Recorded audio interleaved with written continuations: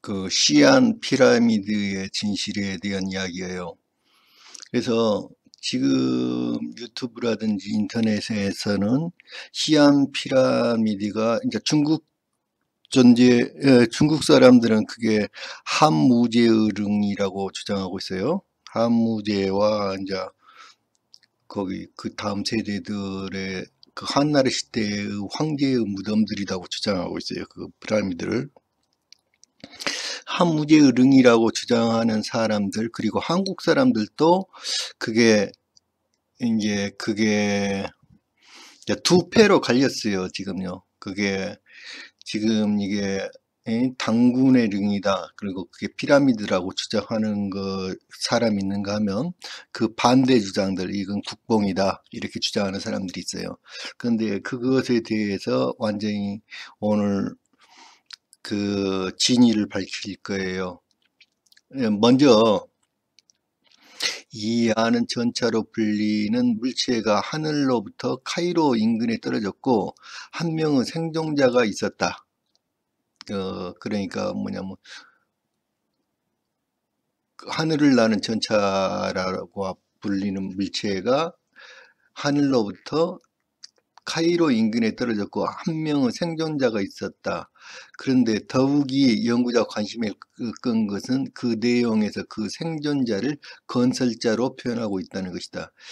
이에 대한, 그러니까 요 내용이 어디에 써졌냐면은 피라미드 안에가 써졌다는 거예요. 이에 그 연구자들은 그 내용을 토대로 이 외계인이 피라미드 건설자이자 설계자이자 건설자로 추정하였다. 그리고 일부는 그 피라미드는 외계 동료들에게 일종의 신호를 보내기 위해 건설한 것으로 여겼다. 이는 외계 건축 주장으로 널리 알려진 것으로 그 대피라미드를 포함한 기자 3대 피라밋이 오리온 별자리들과 연관되어 있다는 것인데, 그 배치를 볼 때 건설 연대가 무려 1만 5천 년 전이 되고, 그러니까 이 점성술로 보면은, 그러니까 점성술로 이게 하늘의 별의 위치를 지금 시뮬레이션에 다 돌려볼 수 있거든요. 근데 그 배치를 정확하게 보면 1만 5천 년 전에 하늘의 이게 별자리예요. 1만 5천 년 전의 별자리야. 그래서 이게 1만 5천 년 전에 지어진 것이다. 그런 주장이에요. 그 당시 외계 방문자들의 일종의 랜드마크였다는 것이다. 이러한 주장자는 영화 인디아나 존스의 실제 모델로 알려진 고고학자 제카리아 시친이 대표자로 알려졌다. 그러나 주류학계에서는 이런 주장을 학문적 가치 없는 소설적 상상으로 치부하고 있다. 자, 이 내용인데, 양술이 두물머리에 있는 거인돌이에요. 거인돌 상판인 건데, 상판에 있는 그림인데 제가 찍어온 거예요. 자, 이거 밑에가 북두칠성이라고 써졌는데 그 편말에는 북두칠성을 그린 것이다. 이게 북두칠성처럼 보여요. 미친 사람들이나 그러지. 이건 오리온 자리예요. 딱 봐도 오리온 자리잖아요. 그래서 아까 피라미드가 오리온을 상징이라는데, 오리온은 오시리스와 관련된 거예요. 그리고 여기 시리우스라는 별이에요. 이 시리우스는 이시스를 말하는 거예요. 왜냐하면 이시스 이름과 시리우스 이름이 똑같아요.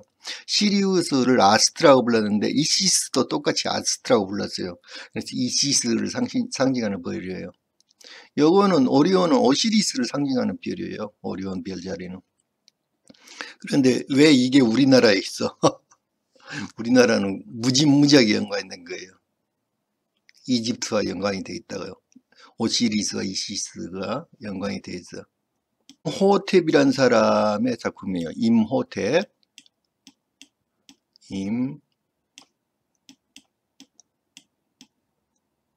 임호텝이란 사람이에요. 여러분들 이상하게 보일지 몰라지만 요거 한국 사람이에요. 임씨예요. 임씨. 임씨라는 거예요. 이 사람 임씨야. 임씨. 임호텝이야. 임호텝인데 이 임씨라는 건 뭐냐면, 제가 여기 요거를 이제 캐레지라고 불러요. 자, 요 그림 계속 그려졌죠, 이게. 요 그림. 요 그림에서 나중에 요 그림이 이렇게 변한다고 이야기했죠. 이렇게 변하고, 요 그림이 나중에 이렇게 변한다고요.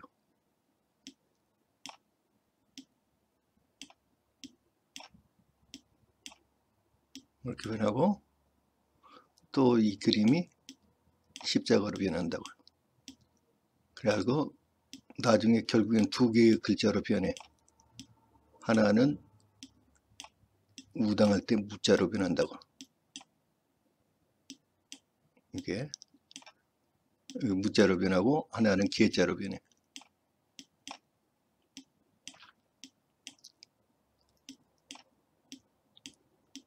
자, 근데 요 글자가 무슨 글자 같아요? 임자야, 임자.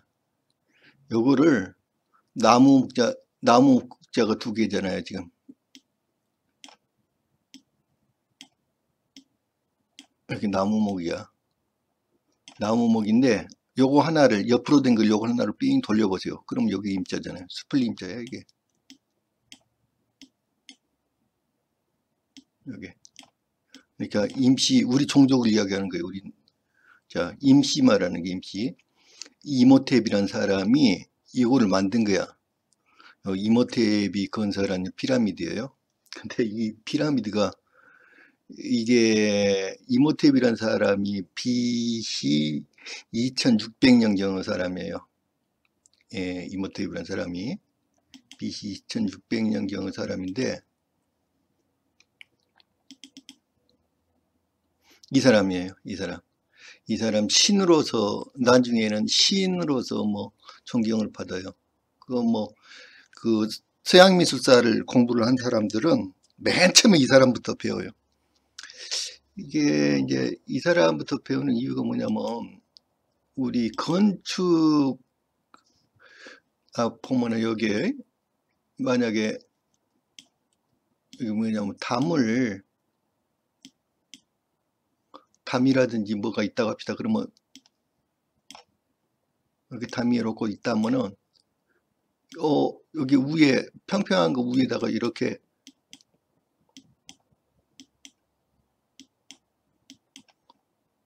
맨 위에 옆으로 누워갖고 싸잖아요. 그럼 요 밑에 그림자가 지잖아요. 이렇게 여기 요 그림자가 지는 거 요거를 처음 발견한 사람이 요거를 처음으로 이용한 사람이 이 사람이에요. 이 사람. 그래서 뭐냐면 여기 그리스에 보면은 신전건축들이 있죠. 이렇게 신전건축들 보면은 위에 도리아 양식 무슨 양식 해가지고 이렇게 튀어나와요. 요 밑에 그림자가 져요. 이렇게 기둥에 이렇게 그림자가 지키는 효과를 처음으로 이 사람이 생각해낸 거예요. 그러니까 건축이 실용적인 것뿐만 아니라 굉장히 심미적인 것, 이 그림자 때문에 엄청나게 강렬한 인상을 주는 거예요. 이게 영적인 느낌을 주는 거예요. 건축물이 인간 심리에 엄청나게 영향을 주고 있어요. 그거를 처음으로 실시한 사람이 이 사람이야. 이 사람 신과 같은 사람이야. 그래 나중에 신으로서 추앙을 받아요. 이모텝이라는 사람이. 그래서 이제 이 사람이 처음 만든 아까 그게 피라미드가 아까 그 피라미드예요. 이 사람이 처음 만든 피라미드가. 근데 아까 그 피라미드하고 이게 장수왕릉의 피라미드예요. 너무 닮지 않았어요. 다른 피라미드하고 뭐가 틀린가 보세요. 뭐가 틀리냐면 결정적으로 틀린 점이요. 요 부분이 틀려요. 요 부분. 맨 위에가 흙으로 덮었어요. 맨 위에를. 여기 돌로 쌓았거든요. 근데 위에가 전체가 흙이에요. 왜 흙으로 덮었을까? 평균이 이제 제가 그 장수왕릉을 찍은 거고, 요건 이제 흑표 책인데, 요 위에다가 나무를 그려놨어요. 거기다가 나무를 그려놨어요. 이게 나무를 그렸는데 요 나무가 뭐냐면은 거기 버드나무예요. 버드나무를 내가 위에다 그려놨어. 내가 그래프로 그냥 그려놓은 거예요. 버드나무를. 그런데 왜 내가 여기 앞에다 버드나무를 그려넣었냐? 아까 그것과 관련되어 있어요.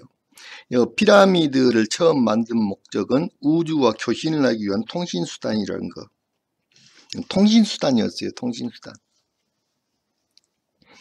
통신수단이었는데 요 통신수단의 정체가 뭐였냐면은 요거였어. 네, 신단수야 이게. 그러니까 신단수란 뜻은 신이고 신을 모시는 단이단 말이에요. 요거는 피라미드는 무덤이 아니야. 이거 원래가 무덤이 아니었어요. 나중에 무덤으로 사용을 했는데 원래는 무덤이 아니었어요. 피라미드는. 그래서 요거 신을 모시는 단이었어. 이게 신을 모시는 제단이었어. 제단이었는데 그 신단수란 말이 신을 모시는 제단에 있는 나무란 뜻이에요. 그게 뭐냐? 여기 신단수야. 이게. 그런데 왜 이거를 했냐? 그러면은 요거는 놀랍게도 어떤 기록에 보면 나와 있냐면요. 식물의 정신세계란 책이 있어요. 식물의 정신세계란 책이 있는데 지금 현재 그 우주인과 교신을 하려고 하는 사람들이 많이 있어요. 우주에서 온 메시지를 잡아갖고 교신을 하려고 하는 사람들이 있는데 그 사람들이 우주와 교신을 하는 그거를 아마추어들이에요.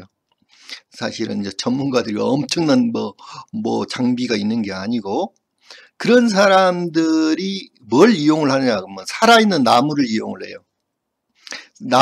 이 살아있는 나무들은 우주와 교신을 하고 있어요. 이 나무들이, 살아있는 나무들이.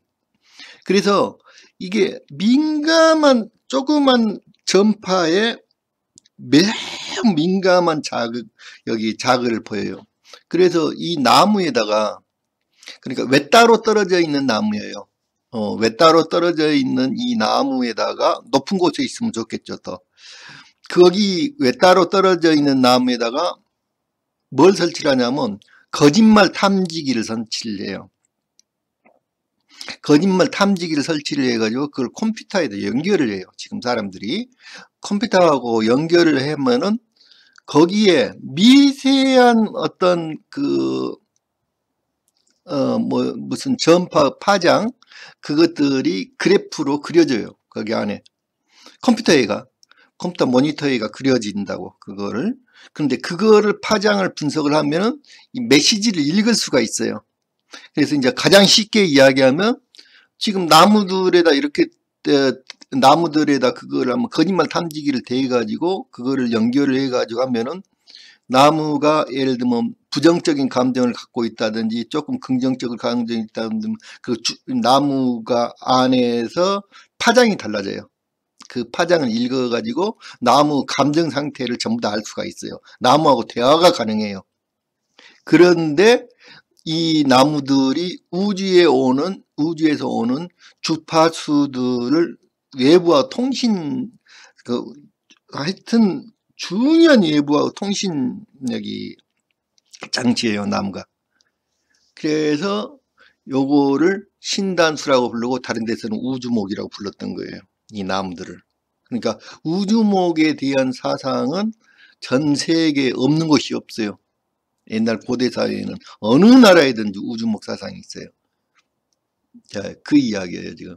그리고 여기에 버드나무를 왜 그렸냐?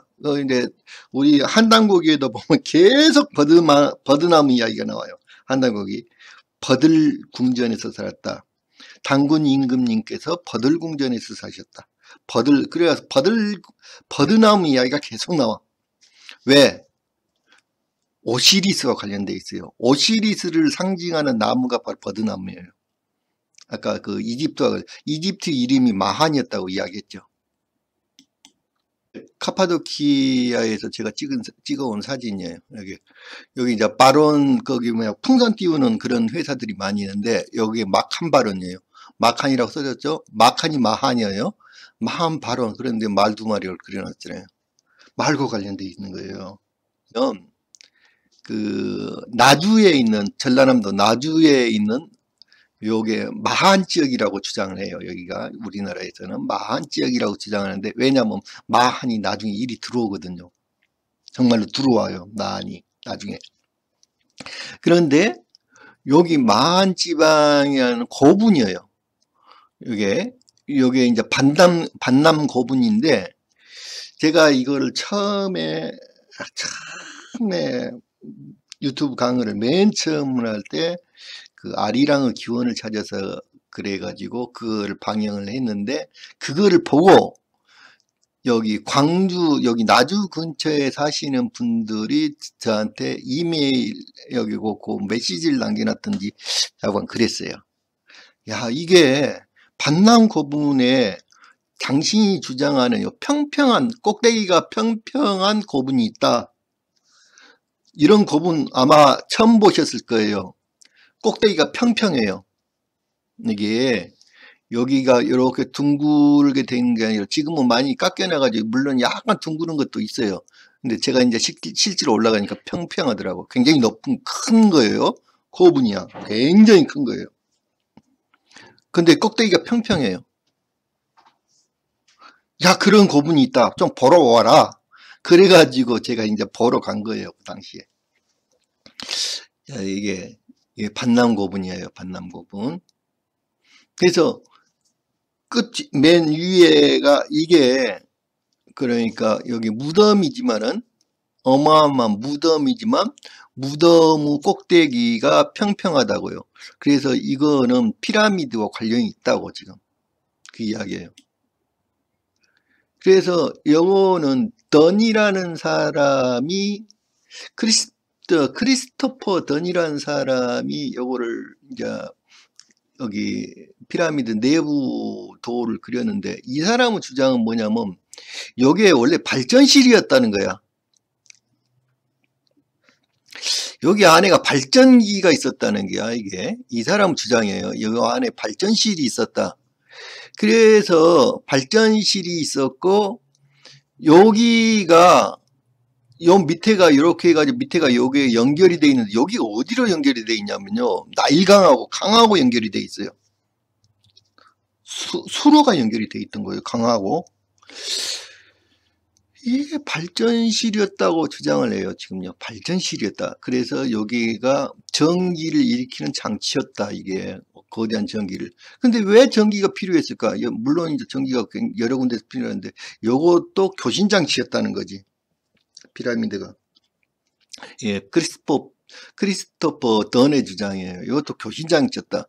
근데 왜 그랬을까? 이 나무로 교신하는 그게, 여기 이제 이집트 같은 데는 평지잖아요. 높은데 높아야지 나무를 교신하고, 그 나무를 해가지고 교신할 수가 있는데, 그 나무를 통해서 우주하고 교신하려면은 굉장히 어렵대요. 그게.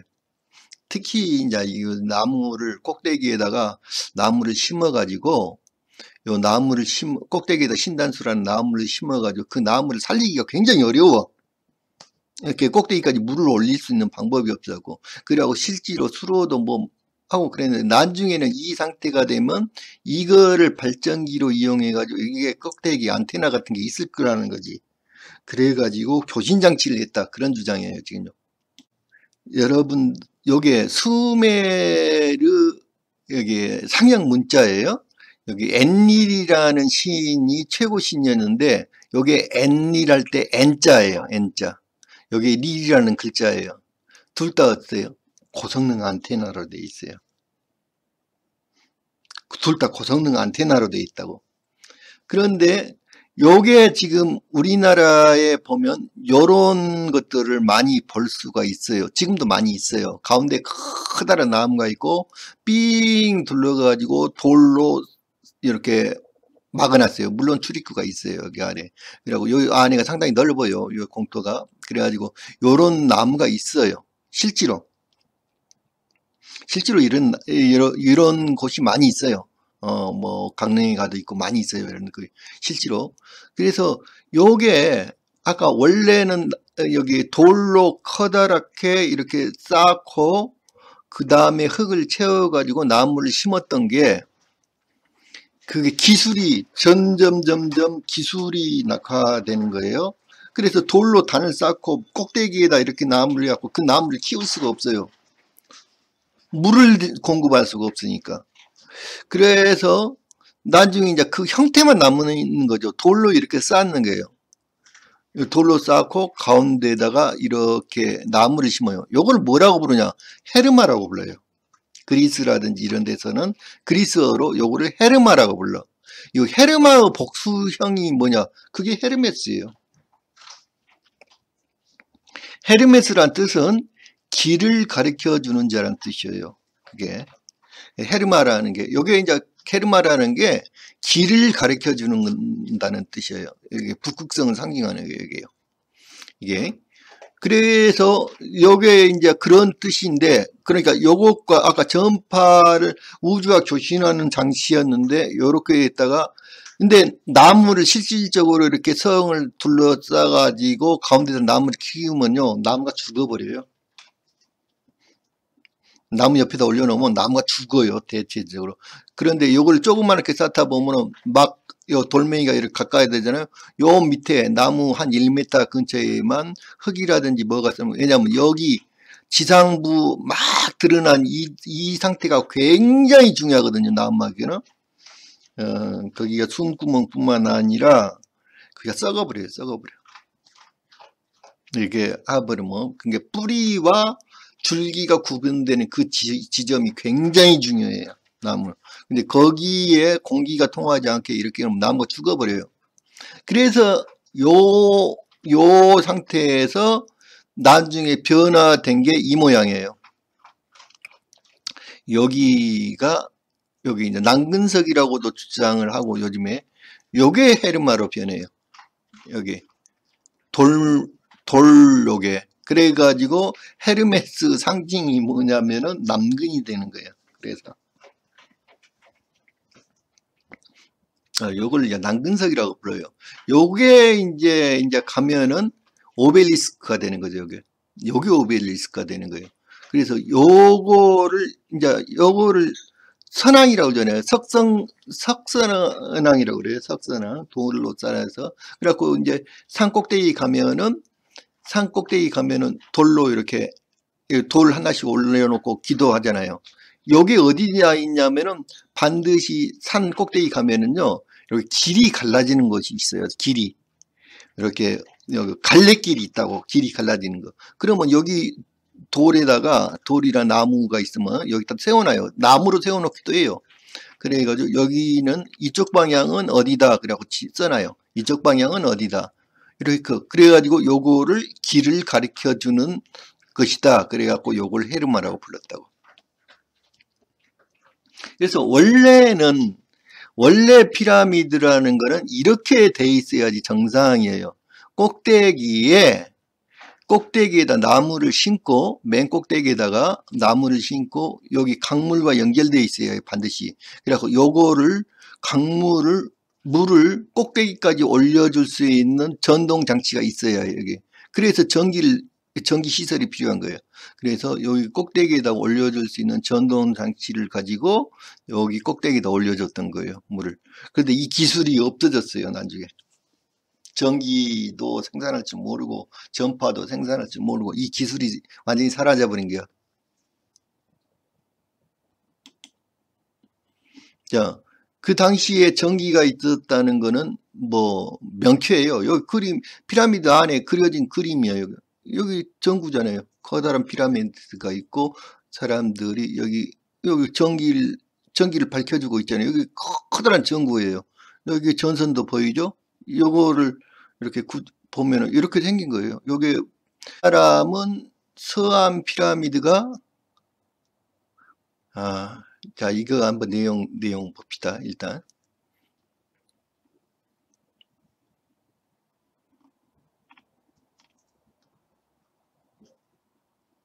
자, 여기도 보면 자, 산이 꼭대기가 이렇게 평평하게 일반 산이 이렇게 생겼다고. 그리고 사각 이렇게 완전히 산이 이렇게 생길 수는 없는 거죠. 불가능한 거죠. 이건 인공적인 거죠. 그런데 여기 피라미드가 아니라는 주장들은 뭐냐면 여기 중국의 무덤의 양식이 원래 이렇게 했다, 그런 주장이에요.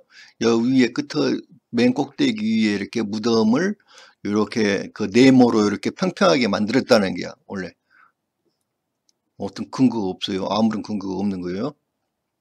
자, 이렇게 세 개의 피라미드, 첫 번째 큰 피라미드, 두 번째 큰 피라미드, 세 번째 큰 피라미드, 네 번째 피라미드, 이렇게 다섯 번째 피라미드, 이렇게 해가지고 요 피라미드 모양이 전체에서 보면은 여기 이집트 기자의 피라미드와 같은 구조로 되어 있어요. 그리는 어디라고 안 써졌기 때문에 서안 쪽인지 집안 쪽인지 모르겠어요. 집안에는 실제로 제가 이걸 봤어요. 가서 이건 집안에 있는 것 같은데, 아무래도 여기 서안에 있는 고대 유적 피라미드군이라고 이렇게 나왔어요. 근데 이거는 장수왕릉하고 이렇게 똑같죠. 여기 5단지, 5단으로 되어 있어요. 이렇게 5단이나 6단으로. 그리고 꼭대기가 평평하게 되어 있어요. 똑같잖아요, 모양이. 근데 서안에는 이런 게 아니, 집안에 가면, 중국의 집안에 가면 이게 굉장히 많이 있어요. 그런데 여기 지금 어디를 찍어놨는지 모르겠어요. 여기 어디 사진인지.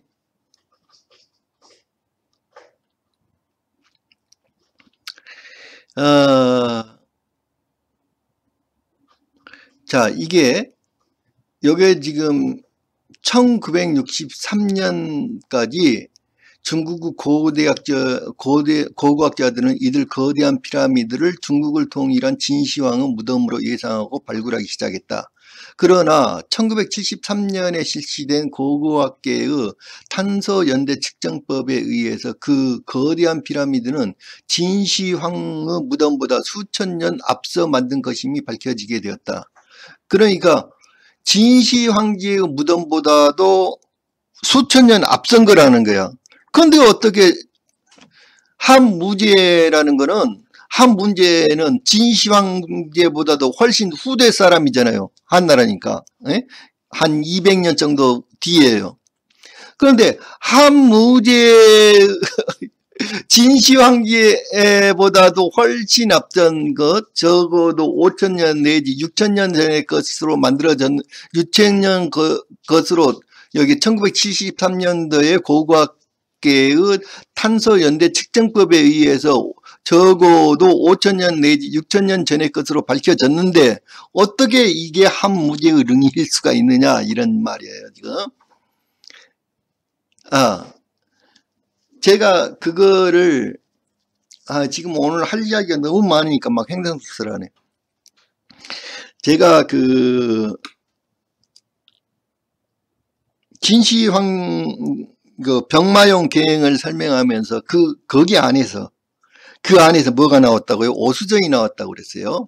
자, 오수전 한번 보여드릴까 또? 릉은 어딨냐면 여기 병마용 계행이 요 정도가 있어요. 여기 서안에서 한참 떨어졌어요. 이쪽에 있어요. 저기 서쪽에가. 여기가 있는데 요 산에, 여기가 거기 병마용 계행이 발견된 그 산의 이름이 리어산이에요. 리어산. 리어산이라는 이름이 굉장히 중요해요. 왜냐하면 옛날부터 지명 이름은 함부로 짓질 않아요. 이게 리어산이라는 이름, 리어자가 뭐냐면 우리가 고구려 할 때 리어자예요. 그게 원래 아름다울 리어라고 있잖아요. 근데 아름답다는 뜻이 아니고요.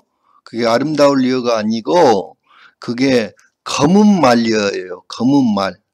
그리고 원래 검정색이라는 뜻이에요. 이게 검은 말 리어야, 이게.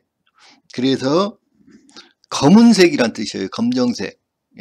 여기 발견된 곳이 여기라고, 여기. 요대쯤 돼요. 요대쯤. 여기 서안에서 상당히 떨어졌어요. 이쪽에.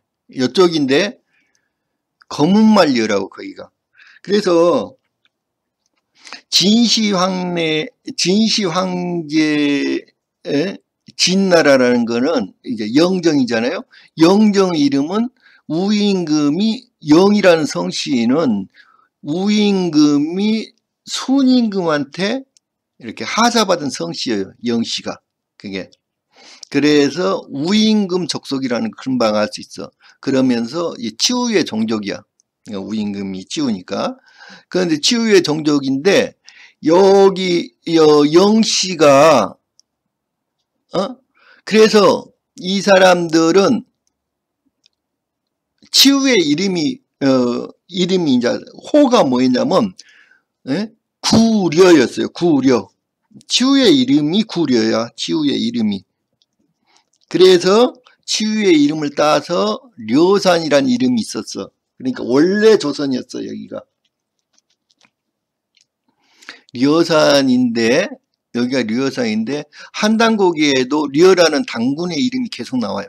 려, 그 려야 이게 바로 려인데, 이 려는 아름다울 려는 나중에 그런 뜻이고, 원래 검정색이 아름다운 색이었어. 모든 우리 민족에게 가장 중요한 색이 검정색이었어. 검정색. 흑표부터 시작해가지고 전부 다 검정색 관련됐어요. 곰이란 말도 검정탄 뜻이야. 감이란 말도 검정탄 뜻이고, 다 신이란 뜻이, 우리는 이제 일본에서는 감이라고 그러잖아요. 그것도 검정이란 뜻이에요. 그럽니다. 구리란 말도 검정이란 뜻이고, 이게 전부 다 검정이란 뜻이에요. 그래서 진시 황제가 이게 모든 여기에 그 나라를 통일한 다음에 그 병사들의 옷을 전부 다 검정색으로 통일을 해버려요. 검정색으로 통일을 해버려. 그 기록이 나와요. 그거는 정확하게 검정색으로 통일한 거야. 검정색 나라이기 때문에. 리어라는 글자가 검은색이란 뜻이요. 검은말 리어야. 검은말. 그래서 검정색으로 통일을 해버려요. 그런데 병마용갱에서 출토된 그 수많은 사람들의 복장이 여러 가지 색을 가지고 있어. 전부 다 휘황찬란한 색이었어요. 출토될 당시에만 해도. 지금도 남아있어. 그래서 이 무덤은 진시황 병마용갱이란 무덤은, 이게 진시황제와는 아무런 상관이 없구나. 금방 알 수 있어. 또 하나 증거. 제가 그 박찬 선생님 집에 가고 돌로 만든 한나라 시대의 장수의 복장을, 그러니까 장수를 만들어 놓은 게 있어. 한나라 시대의 군인은. 근데 똑같은 거야. 병마용갱의 그 영사하고. 그래서 요 진시황 병마용갱은 진시황제와는 아무 상관없고 한무제의령이란 말이야. 그러면 왜 이 사람들이, 중국 사람들이, 그런데 더 웃기는 거, 더더욱 말도 안 되는 거는 이 진시황릉을 발굴을 시작을 해갖고 15일 만에 아무런 증거가 나오지 않았어요.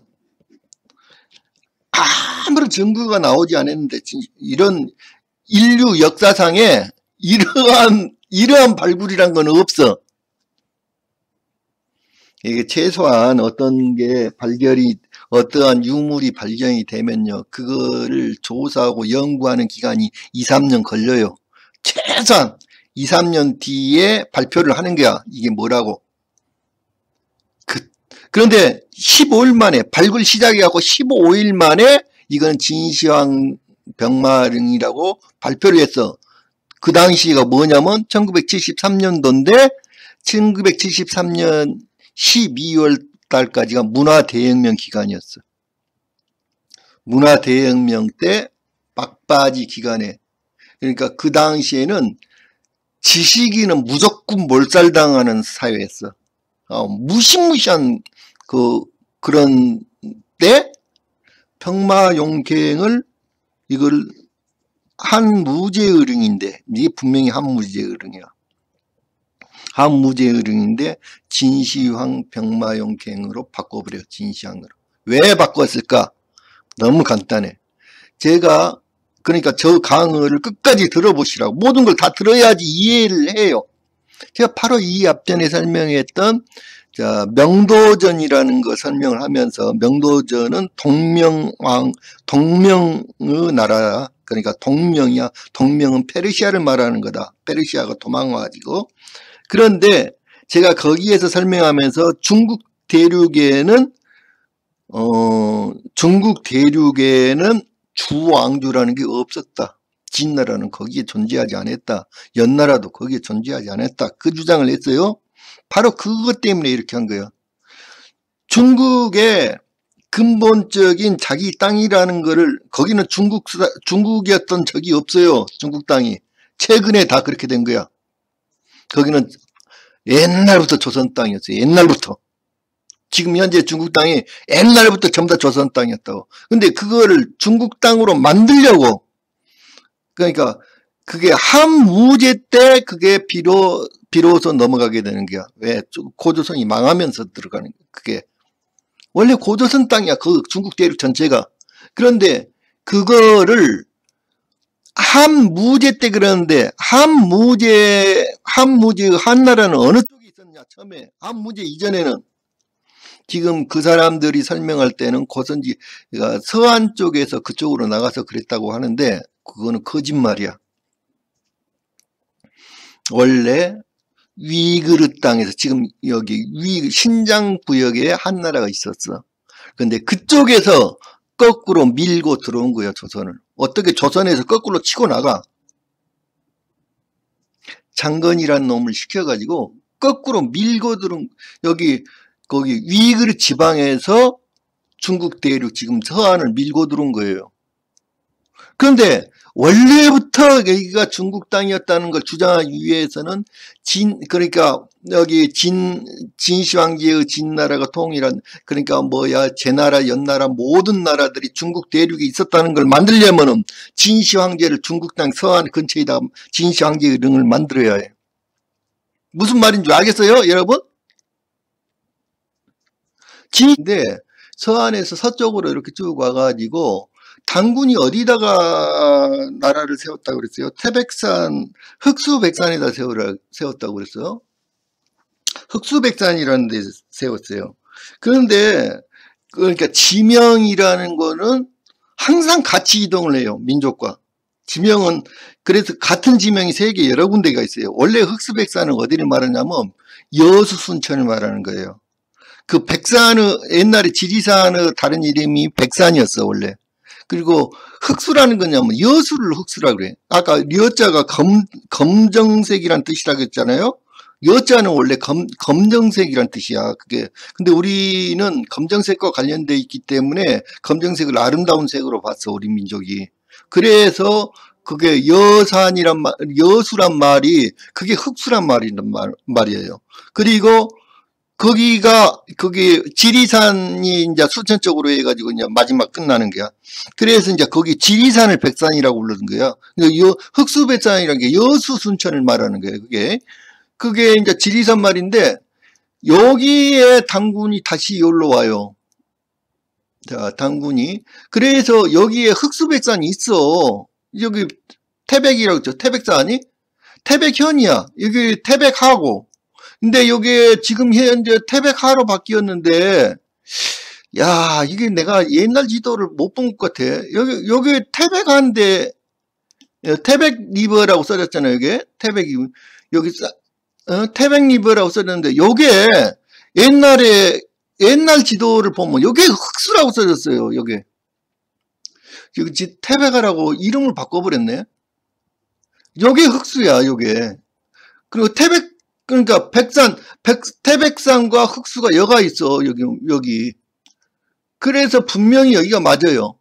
지금 여기 태백현도 있고 그러잖아, 아직도. 여기 서안이야, 이게. 서안 옆이야, 바로. 여기 서안이잖아요, 지금. 그리고, 이제, 좀 이따 제가 부도지를 설명을 하면서 부도지를 보여드릴게요. 푸도지에가 이 기록이 나와. 자세히.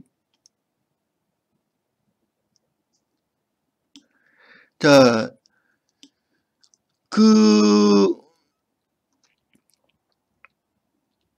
사천성, 아유, 지금 너무 지금 막 할 이야기가 너무 많으니까 정말로 헷갈리는데, 여기 이제 시안 밑으로 이렇게 쭉 내려가면은 여기가 이제 여기는 그러니까 시안에서 이렇게 아래쪽으로 가면은 요게 이제 사천성이에요. 그래갖고 사천성의 성도가 청두시야. 지금 청도야. 청도인데 청도 옆에 보면은 요 청도라는 시여요. 청도 옆에 보면 대읍현이라고 있어. 대읍현이잖아요. 여기 다이언이라고 부르는데 대읍현이라고 하는데 여기 그 수많은 기록에가 단군이 비왕을 했는데 대읍현에서 대읍이라는 데서 비왕을 했다 이렇게 써서 비왕이 뭔지는 자세히 모르겠어요. 그러니까 하여튼 그 왕 연습을 하는 세자 정도로 생각하면 될 것 같아. 근데 그 대읍현이라는 데서 했다는데 여기 대읍 있잖아요. 지금 여기 청도가 있고 여기 청도에 가면은 여기 청도 옛날 지명이요. 청도라고 부르기 전에 옛날 지명이 뭐냐면 부용이었고 또 다른 이름이 천부였어요. 천부. 우리 천부경 이야기 하잖아요. 명이 발견이 됐는데 지금 여기 삼성태 문명 우리나라에 이거 뭐 딱 보면 생각나는 거 없어요? 장승하고 똑같이 생겼어 지금. 저 우리나라 문명이야 이거 뭐. 근데 이 사람들이 이제 여기가 이제 스촨성 광안시에서 삼성태가 발견된 게 이게 삼성이라는 것도 뭐야? 야 이거 전부 다 오리온과 관련돼 있다고. 오리온 자리하고.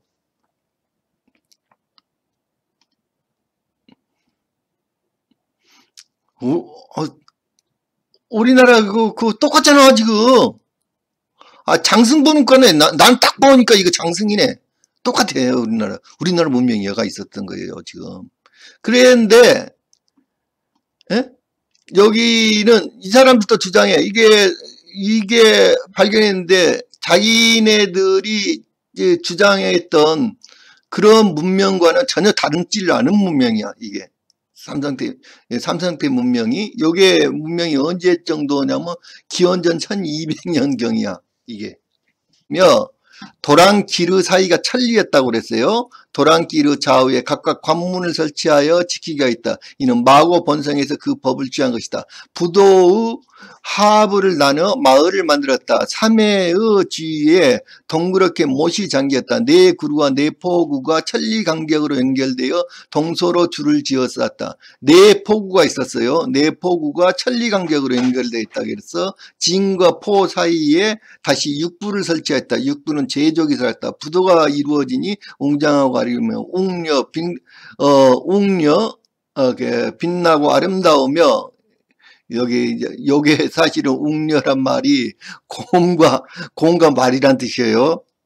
빛나고 밝아서 광해 사회 총화를 충분히 하면서 모든 종족의 삶 지탱해주는 맥박이었다. 자, 이 이야기야. 지금 요 이야기인데 아까 지도를 다시 보자고요.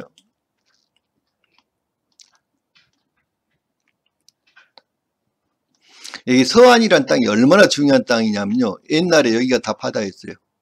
신장 위기르 자치구가 여기에 8개의 강이 흐르는 땅이었어. 서안이 8개의 강이 흐르는 땅이었고 이쪽으로도 강으로 여기 서안에서부터 여기 우안 여기까지 흐르는 강이 한강이에요. 한강. 여기 한강이야. 한강이고 여기 양자강이 이렇게 흘러요. 여기 양자강이 흐르는 거야. 이렇게. 그래서 옛날에 여기 큰 배들이 전부 다 이렇게 해가지고 서안을 통과해요. 이렇게 큰 바다, 이렇게 신장 위기를 내갖고 여기에서 보면요. 야무다리아강과 시리다리아강이 여기서 연결된 거예요. 그래서 어디까지 갔냐? 여기까지 올라간 거예요, 전부 다. 여기까지 배 타고 다 이동할 수 있는 거예요. 여기 페르시아 위에까지. 여기까지 완전히 백길이었어요, 옛날에. 여기까지. 그래서 사통팔달에 다, 그러니까 중국 대륙에서 만약에 수도를 삼는다 그러면 여기밖에 자리가 없어요. 그래서 12개의 왕조가, 중국의 12개의 왕조가 요 서안에다가 수도를 정했던 거예요. 서안만큼 중요한 자식. 그런데 지금은 왜 여기 이 서안에다가 도시를 지으면 말라버렸거든. 이게 강물이 다 말라버렸어. 여기가 바다가 없어져 버렸어. 그래갖고 수로, 왜냐면 그 당시는 생각을 해보세요. 그 당시는 전부 다 수로 교통이었단 말이에요. 서안이 그런 땅이었어. 그래서 여기에 보면은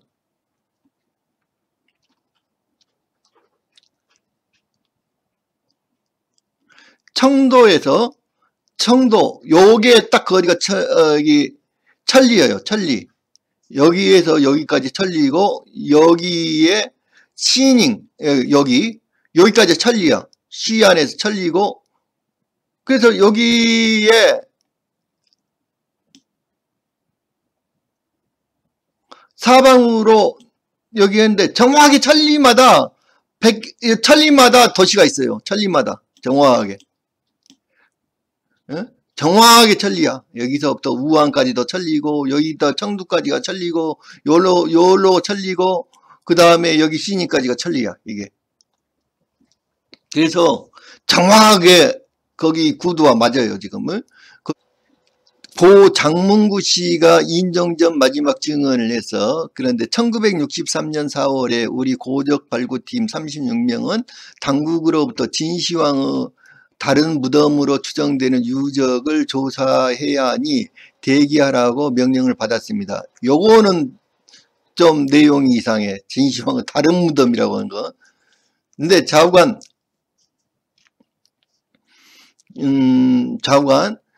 출반전 조사단장은 우리 발굴 단원들에게 이번 유적은 매우 중요하며 조사 발굴 내용을 외부에게 일체 누설하면 안 되니 이 점을 각별히 유념하기 바란다고 말했고, 이리 일행은 기차와 버스, 트럭을 나누어 타고 이틀 만에 목적지인 넓은 평원지대에 도착하는데 창밖으로 이집트 피라미드처럼 거대한 피라미드들이 많이 있었고, 도착은 우리 발굴 단원들은 하나같이 모두 탄성을 질렀어요.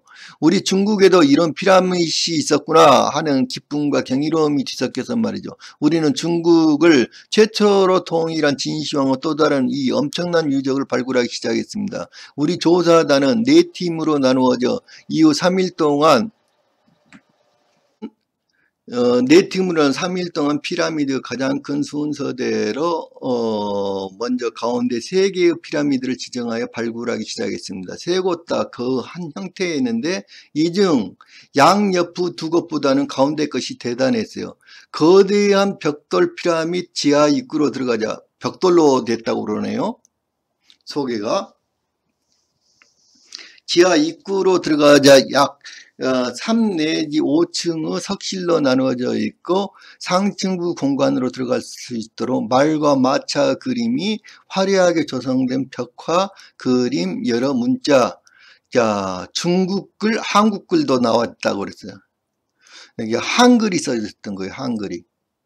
그 다음에 조각류 약 6,200여 점, 맷돌, 절구, 솥, 그릇 등 생활도구 1,500여 점, 배추김치, 그 원래 김치인 백김치. 자, 이거 때문에, 자, 그러니까 이게 가짜라고, 요 글이 가짜라고 주장하는 사람들이 이걸 가지고 이야기를 해. 백김치가 이게 뭐 요게인데, 그런데 중국의 파오차이라는 거 아세요? 중국에 이제 배추를 이제 파오차이라고도 하는데 김치 종류예요. 백김치. 그게 어디 중국의 고유한 그 백김치가 또 어디에 있느냐면요. 아까 사천성 지방이에요.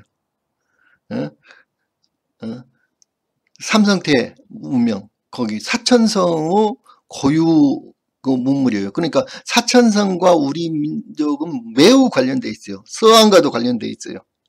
그쪽이 전부 다 조선이었어. 전부 다.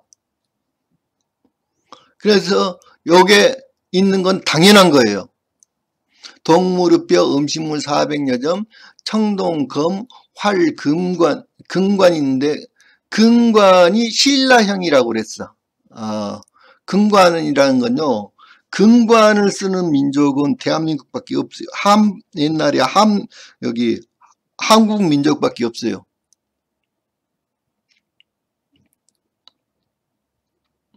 근데 신라형 금관, 이렇게 칼, 창 등 장신구류 부장품 7,800점, 상투머리를 한 정왕의 시신, 여기 상투머리를 했다고 그랬죠. 그러니까 여기 물론 진시황 거기도 전부 다 상투머리를 하고 있어요. 응? 왜냐하면은 그 진나라 사람들이 원래 여기 우리 민족이거든.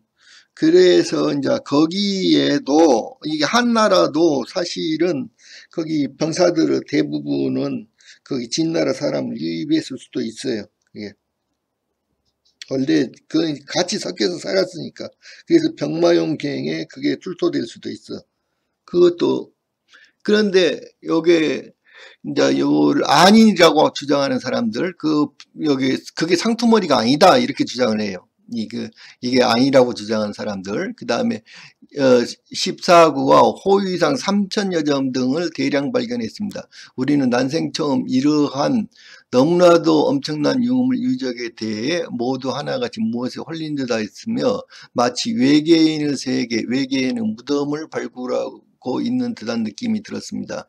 저는 그 유물들을 확인하면서 목록을 작성하는 일을 했는데 작업 3일째 되는 날 대충 7할 정도 파 작성된 상황이었고 그날 오후쯤에 당시 발굴 단장이던 모 교수에게 중간보고하자 그분은 큰 한숨을 내쉬면서 이런 말을 했어요. 이 유적은 하와적 유물이 아니라 조선인들의 유적이다. 중화 역사 이전의 조선 문명이야 라고 말하면서 큰일이다. 일단 당국에 보고한 후에 다시 지시를 받아야 하니까 지금까지 발굴을 모두 중단하고 그 유물들을 모두 그 자리에 두고 일단 오늘은 그만 나가세 라고 말하며 모두 발굴을 중단한 채 숙소에 나와 있는데 그날 밤 발굴 중단과 동시에 철수 명령이 내려졌습니다. 우리 발굴 단원들은 모두 의아하게 생각했으나 곧 그 유적이 우리 유적이 아니기 때문이라고 이해하였고 일행은 그곳에서 떠나기에 앞서 숙소에서 현지 공안에게 이곳에서 비밀을 지키겠다는 서약서를 제출했고 그렇게 돌아온 이후 그 피라미드들에 대해 관해 더 이상 들은 적은 없습니다. 그게 그 피라미드에 대한 저로서의 마지막이었고 제가 다입니다. 자, 제가 아는 다입니다. 서한 피라미드 중공에서 이집트 피라미드들 중공 사진과 비교를 해보시오. 예, 배열의 위치여요. 상공에서 촬영한 서한 지역 피라미드들.